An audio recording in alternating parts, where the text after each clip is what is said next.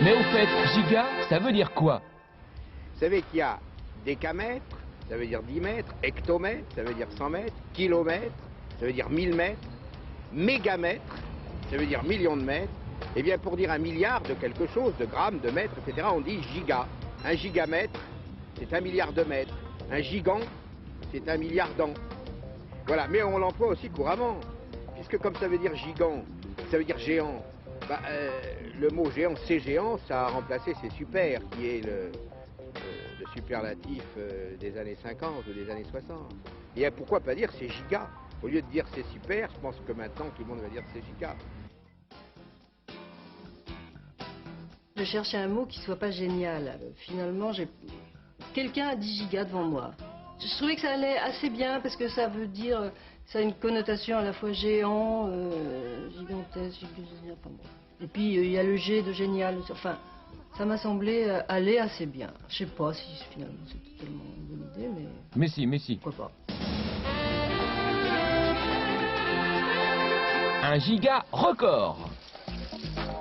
De jeunes étudiants hollandais viennent de battre un record peu ordinaire. En effet, ils ont réalisé à l'aide de 1 382 101 dominos un tableau mobile représentant l'Europe des 12. Sur un rectangle de 60 mètres sur 30 et à l'aide d'un ordinateur pour gérer les calculs savants que nécessite un tel exploit, ils ont réalisé cette fresque unique au monde.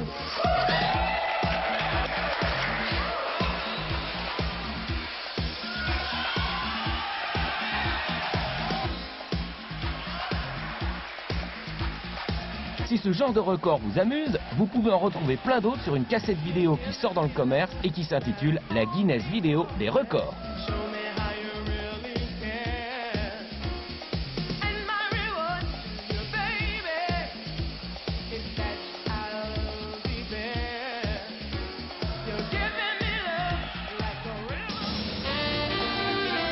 Tardy, un giga de la BD. Jacques Tardy est un des auteurs-dessinateurs les plus complets de la bande dessinée française. Doté d'une imagination fertile, il possède un don, celui de mener une enquête tel un fin limier britannique. Son 3e volet des aventures de Nestor Burma vient de paraître. C'est chez lui et sur les lieux qui l'inspirent que Giga l'a rencontré. Son héros, le célèbre Nestor Burma de Léo Mallet, est un privé franchouillard qui au cinéma a pris les traits de Michel Galabru et Michel Serrault. Germain Saint-Germain, romancier. C'est pas un nom, c'est un pléonasme. La réplique est bonne. Je suis pas acteur. J'ai pas entendu votre nom. Nestor Burma. Il est détective privé. La fonction du personnage aussi va définir son profil. C'est pas un intellectuel, c'est un flic privé. Il faut qu'il soit capable d'escalader un mur. Il faut qu'il soit capable quand même d'assurer physiquement. Donc c'est pas exactement un gringalet. Il est capable de boire des coups jusqu'à 2 h du matin dans un bistrot, etc. Nestor Burma sombre dans l'alcoolisme parce que c'est un personnage finalement faible, qui est mal dans sa peau, qui culpabilise à la suite de la mort de la petite gitane d'Elita Morales de Brouillard au pont de Tolbiac et qui est mêlé malgré lui à une histoire qu'il ne maîtrise pas, où on essaie de le faire passer pour le meurtrier. Ce qui va l'amener évidemment à mener l'enquête. C'est ce genre d'endroit qui vous inspire ? Cette rue, il faut bien reconnaître qu'elle est particulièrement désespérante, ces espèces de cul-de-sac comme ça, là, elle arrive perpendiculaire à une autre, elle est complètement bouchée, les volets sont fermés, bon, il y a une espèce de tristesse épouvantable qui se dégage de cet endroit. Alors bon, j'ai envie de le dessiner parce que c'est un lieu dramatique par lequel je vais faire passer Nestor Burma. Je préfère le faire passer ici que dans une rue, par exemple, avec des magasins bien éclairés, etc. Parce qu'encore une fois, c'est le drame.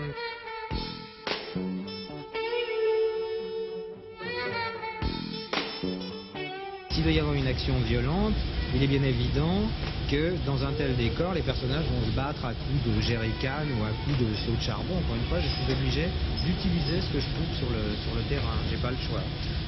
Au bout, nous avons les cuves de fuel, je suis obligé de les utiliser. si j'ai à planquer quelqu'un, je vais le mettre là-dedans.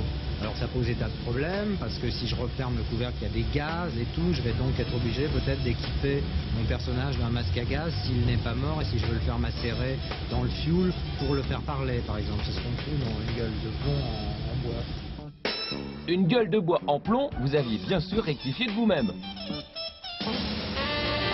La Cité des Sciences, un giga partenaire.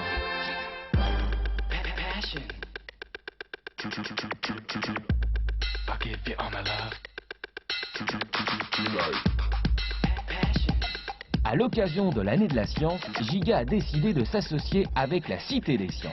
Déjà plus de 5 millions de personnes, soit 2 fois plus que le parc Astérix, l'ont visité. La Cité des Sciences, qui se trouve dans le nouveau quartier de la Villette à Paris, est un lieu magnifique et magique. Un voyage à travers un univers moderne où des jeux, des expos, l'espace, l'océan, le centre de la Terre, l'informatique et plein d'autres merveilles vous attendent. Riche en recherche de nouveaux savoirs, de ressources et de limites nouvelles, la Cité des Sciences sera présente 3 fois par semaine dans Giga. Attendez-vous à des découvertes dignes des plus grands films de science-fiction.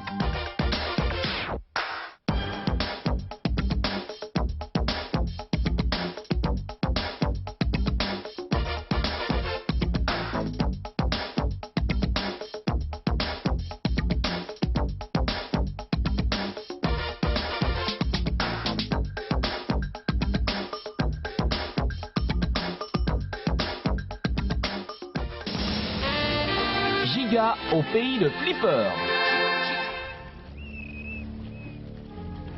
Aux États-Unis, et plus précisément en Floride, certains adolescents ont bien de la chance puisqu'ils ont pour compagnons de jeu des dauphins.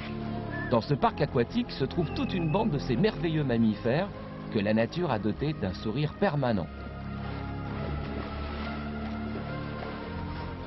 Une version très américaine du Grand Bleu qui prouve une fois de plus que le dauphin est de loin l'animal le plus giga qu'on connaisse. Giga aime les animaux et vous en présentera le plus souvent possible. Ça ressemble à quoi la peau des dauphins? C'est comme de la soie, lisse et doux. Ils sont comme tu les imaginais? Oui. Qu'est-ce que tu vas raconter à tes copains? Mes copains, ils ont peur d'aller dans l'eau avec les dauphins. Je leur dirais, ben, c'est chouette, c'est sympa.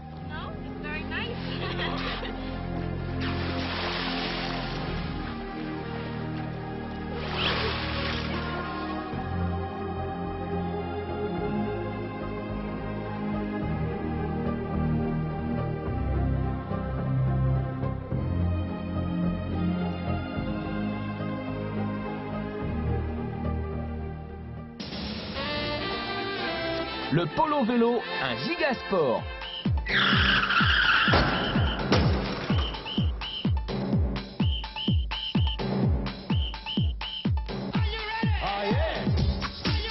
Et c'est parti pour un des sports les plus dingos de la planète, le polo vélo. Des sportifs bien allumés qui jouent au polo mais ont remplacé le cheval par le vélo.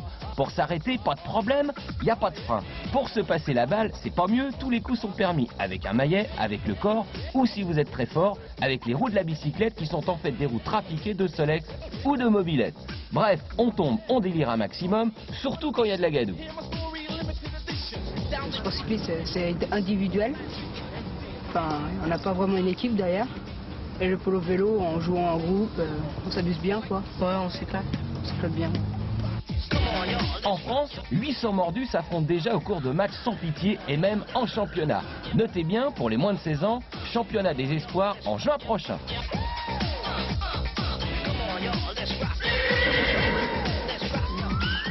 C'est un sport allumé, faut pas avoir peur. Ouais, si on a peur des gamelles, faut peut-être pas y aller.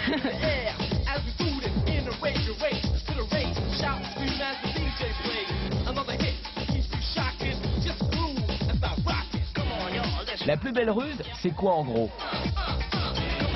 La plus belle ruse, c'est d'arriver par derrière, de le pousser pour faire une faute sur lui, quoi. Puis aussi d'arriver quand il est en train d'avoir la balle par terre, d'avoir passé sa roue entre le vélo et puis le maillet, ça fait maillet devant la roue, puis il y a faute pour lui. On n'a pas tout compris, mais c'est pas très grave. Le polo vélo a dû les rendre un petit peu marteaux.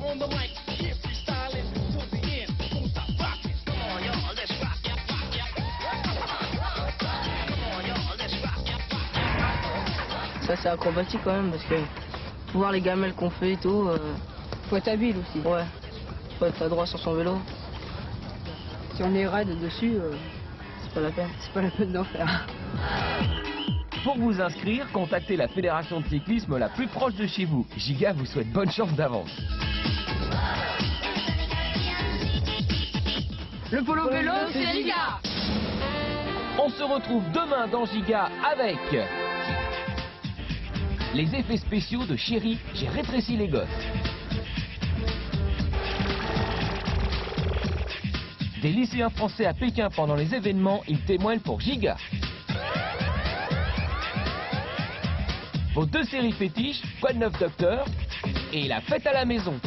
Passez une giga soirée sur Antenne 2 et à demain, 17h05.